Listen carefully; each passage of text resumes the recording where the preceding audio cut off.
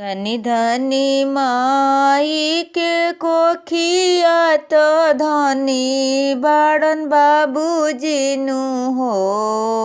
धनी धनी माई के कोखिया तो धनी बाड़न बाबूजीनु हो।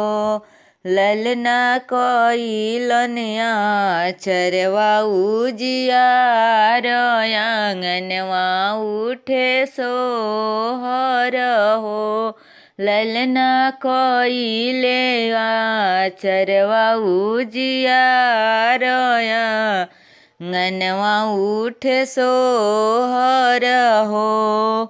सखिया सले हरि सब आवेली मंगल गावेली हो।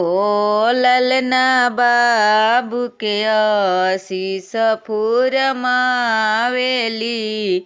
पलना झुलावेली हो।